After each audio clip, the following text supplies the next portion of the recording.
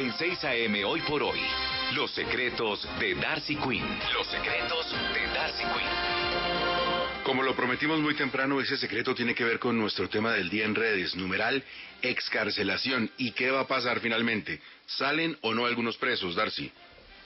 Sí, Gustavo, sí. En las próximas horas la ministra de Justicia dará a conocer los términos de ese nuevo decreto sobre excarcelación. Se tomarán en cuenta todas las observaciones hechas por el fiscal general, donde él pidió que se hiciera de manera minimalista, es decir, que saldrían las personas enfermas en un grado de vulnerabilidad, las mujeres embarazadas y también quienes hayan cumplido una tercera parte de su pena, es decir, que ya les quede bastante poco para saber. Esa es el primer paso que se va a dar en esta excarcelación, que no será masiva, pero sí saldrán algunas personas para evitar el hacinamiento dentro de los centros carcelarios del país. Ahora, lo que sí queda claro y tiene que decir el gobierno es la población carcelaria, como la población entera del país, está en un estado de vulnerabilidad frente al coronavirus. Como morirán personas en todas las profesiones y en todos los ámbitos de nuestra sociedad, también van a morir personas en las cárceles, y eso es algo que se tiene que tener en cuenta, como ha sucedido además en todos los lugares del mundo, que también han muerto o ha puesto la población carcelaria una cuota dentro de esta pandemia del coronavirus. De manera que se va a dar este primer paso, que no será, como esperan muchos abogados penalistas, masiva, pero se va a dar gradualmente. Que el crimen no descansa en cuarentena. Nos lo contaba el general Vargas de Seguridad Ciudadana hace unos días. El crimen se va adaptando. ¿Qué han detectado, Darcy, las autoridades frente, por ejemplo, el narcotráfico? Pues, Gustavo, muy preocupante, porque han detectado que hay mucha actividad en lo que tiene que ver con los cristalizaderos, es decir, donde se transforma toda la hoja de coca en la pasta de coca. En estos momentos están trabajando a máxima capacidad todos estos cristalizaderos, sobre todo en zonas como Cauca, Nariño y Putumayo. Recordemos que en la cuarentena pues están aprovechando para que se mueva, para abastecerse de grandes cargamentos de coca, que de todas maneras salen de manera fluvial y de manera nocturna, donde es mucho más difícil controlar todo este movimiento, pero están encima porque, aunque muchos lo están manejando de manera virtual, pues las autoridades también y están detectando. ¿Quiere que le cuente una cosa? En estas investigaciones que ellos siguen contra las narcotraficantes, fue donde se dieron cuenta que había unas conversaciones también sospechosas por parte del señor Romaña, de disidencias de las FARC, y donde se dieron cuenta que habían participado en las revueltas dentro de las cárceles de Colombia.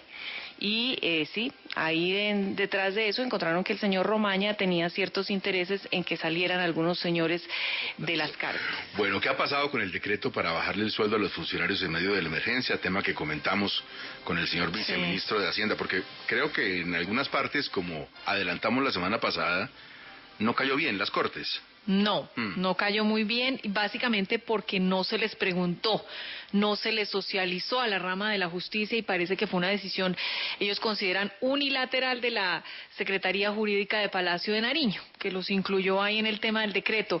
El tema va a ser revisado. Yo tengo la información de que, a pesar de que el ministro o el viceministro de Hacienda quieran que sea un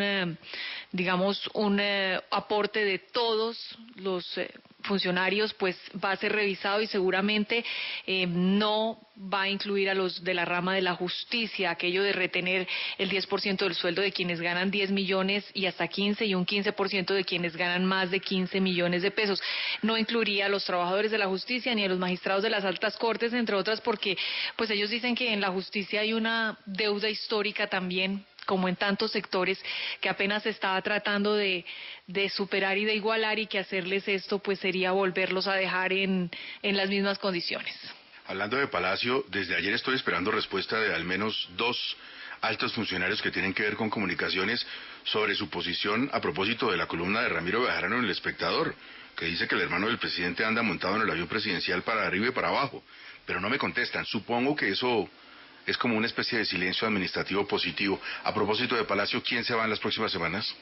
La secretaria jurídica de Palacio, Clara María González, me cuentan que ya le hizo saber al presidente Duque su cansancio en el cargo y la idea es pues esperar a que se termine por supuesto toda esta emergencia por la pandemia del coronavirus para que la señora González, Clara María, pueda dar un paso al costado.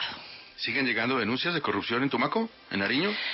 Mire, anoche precisamente se llevó a cabo un cacerolazo en Tumaco para protestar por todos esos contratos.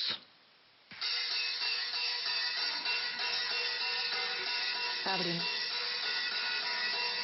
Es que mientras en Tumaco la gente tiene una necesidad enorme de alimentación, no hay una sola UCI, como les conté la semana pasada, la alcaldesa está contratando con la IPS de un jefe político, Global Salud, ex representante a la Cámara, que se encuentra destituido por decisión de la Procuraduría General, el doctor Neftalí Correa, por un término de 97 millones de pesos, dizque para capacitar contra el COVID-19, hágame el favor. No me diga. A estas horas de la vida, además, capacitar a quién contra el COVID, si lo que necesitan son elementos del hospital, la UCI, pero no.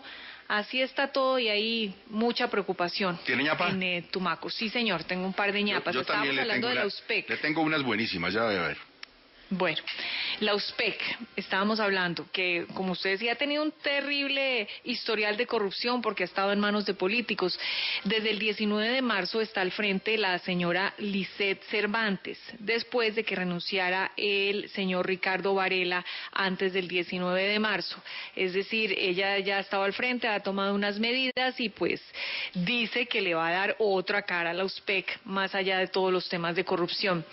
También le cuento que está avanzando la investigación por la interceptación al Ñeñe Hernández, porque no por la interceptación al Ñeñe, eso estuvo todo dentro de la ley, porque ahí se aprovechó para interceptar, como ya sabíamos, a 5 miembros de la policía, pero también otras personas más. Es que recuerde esa mala costumbre de que se abre una investigación, se ordena una interceptación y ahí se van metiendo otras interceptacioncitas por encargo. El tema va a destapar muchas cosas dentro de la inteligencia de la policía y no crean, la justicia sigue trabajando virtualmente. Mire,